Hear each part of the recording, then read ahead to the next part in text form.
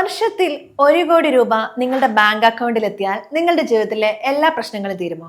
ഒരു മനുഷ്യന് സന്തോഷമായി ജീവിക്കാൻ ശരിക്കും എത്ര രൂപ വേണം? പണം എല്ലാത്തിനും ഒരു പരിഹാരമല്ല എന്ന് പലരും പറഞ്ഞു കേട്ടിട്ടുണ്ടാകും. എന്നാൽ കയ്യിൽ പണമില്ലെങ്കിൽ ജീവിതം പലപ്പോഴും വഴിമുട്ടിപ്പോകും എന്നതും യാഥാർത്ഥ്യമാണ്. നമ്മൾ എല്ലാവരും രാവിലെ എഴുന്നേറ്റ് പണത്തിന് പിന്നാലെ ഓടുകയാണ്. എന്നാൽ ഈ ഓട്ടം അവസാനിക്കുന്നത് എവിടെയാണ്?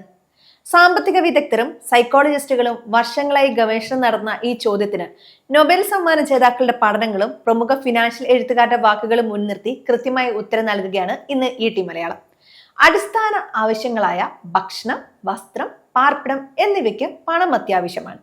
ദാരിദ്ര്യവും മനുഷ്യന് മാനസികവും ശാരീരികവുമായ വലിയ ബുദ്ധിമുട്ടുകൾ ഉണ്ടാക്കുന്നു എന്നതിൽ ആർക്കും സംശയവുമില്ല. എന്നാൽ അടിസ്ഥാന ആവശ്യങ്ങൾ കഴിഞ്ഞാൽ പിന്നെയും കുമിഞ്ഞുകൂടുന്ന പണം നിങ്ങൾക്ക് കൂടുതൽ സന്തോഷം നൽകുമോ? അങ്ങനെ എപ്പോഴെങ്കിലും ചിന്തിച്ചിട്ടുണ്ടോ? 2010 നൊബേൽ സമ്മാന ജേതാക്കളായ ഡാനിയൽ കാഹ്നെമാനും ആംഗ്നസ് ഡീറ്റണും ഒരു പഠനം നടത്തി. അവരുടെ കണ്ടെത്തൽ പ്രകാരം ഒരു വ്യക്തിക്ക് വർഷത്തിൽ ഒരു പ്രത്യേക തുക വരെ ലഭിക്കുമ്പോൾ സന്തോഷം കൂടും. അന്ന് അവർ കണക്കാക്കിയത് $75,000 ആണ്. അതായത് ഇന്ത്യൻ രൂപയിൽ ഏകദേശം 1 കോടി രൂപ. ഇതിനർത്ഥം എന്താണെന്നോ? നിങ്ങളുടെ കുടുംബത്തിന് ആവശ്യത്തിന് ജീവിക്കാനും ചെറിയ ചില ആഡംബരങ്ങൾ നടത്താനും ഈ ഒരു തുക ഉണ്ടായാൽ ദൈനംദിന ജീവിതത്തിൽ പരമാവധി സന്തോഷം ലഭിക്കും. ഇതിന് മുകളിലേക്ക് നിങ്ങളുടെ അക്കൗണ്ടിലേക്ക് എത്ര കോടികൾ വന്നാലും അത് നിങ്ങളുടെ ഡെയിലി ലൈഫിലെ സന്തോഷത്തെ വലിയ രീതിയിൽ കൂട്ടുന്നില്ല എന്നാണ് കണക്കുകൾ വ്യക്തമാക്കുന്നത്.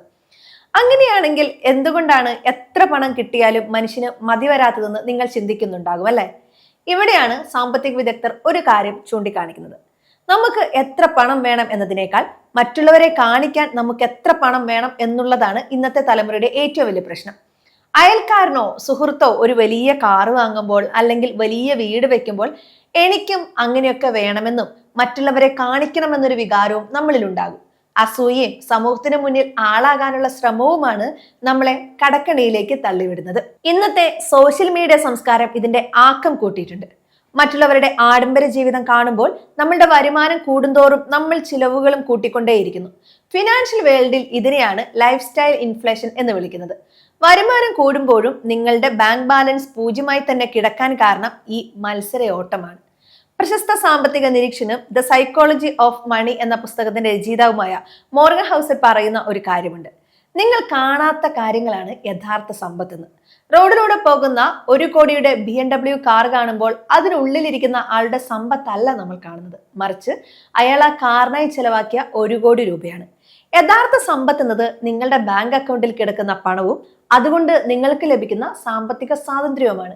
രാവിലെ എഴുന്നേറ്റ് ഇന്ന് എന്റെ ദിവസമാണ്, എന്റെ ഇഷ്ടത്തിന് ഉപയോഗിക്കാം എന്ന് പറയുന്നിടത്താണ് പണം നൽകുന്ന ഏറ്റവും വലിയ സന്തോഷം ഇരിക്കുന്നത്. പ്രമുഖ സാമ്പത്തിക വിദഗ്ധയായ ഉമാ ശശികാന്ത് പറയുന്നത് പണം നിങ്ങളുടെ മനസ്സമാധാനത്തെ തകരാതെ കാക്കുന്ന ഒരു സുരക്ഷാ കവചമായിരിക്കണമെന്നാണ്, അല്ലാതെ മറ്റുള്ളവരെ ബോധ്യപ്പെടുത്താനുള്ള ആയുധമാകരുത്. ചുരുക്കത്തിൽ പറഞ്ഞാൽ ഒരു വലിയ അവധിക്കാല യാത്ര പോകാനും ആഗ്രഹിച്ച വീട്ടിൽ താമസിക്കാനും നല്ല ഭക്ഷണം കഴിക്കാനുമൊക്കെ പണം അത്യാവശ്യമാണ്. എന്നാൽ നിങ്ങളുടെ മനസ്സമാധാനവും പ്രിയപ്പെട്ടവരോടൊപ്പം ചെലവഴിക്കുന്ന സമയവും കോടികൾ കൊടുത്താലും തിരികെ കിട്ടില്ല. സമൂഹത്തിന്റെ സമ്മർദ്ദങ്ങൾക്ക് വഴങ്ങാതെ നിങ്ങളുടെ കുടുംബത്തിന് ആവശ്യമായ കൃത്യമായ സാമ്പത്തിക ആസൂത്രണം ഇന്ന് തന്നെ തുടങ്ങുക.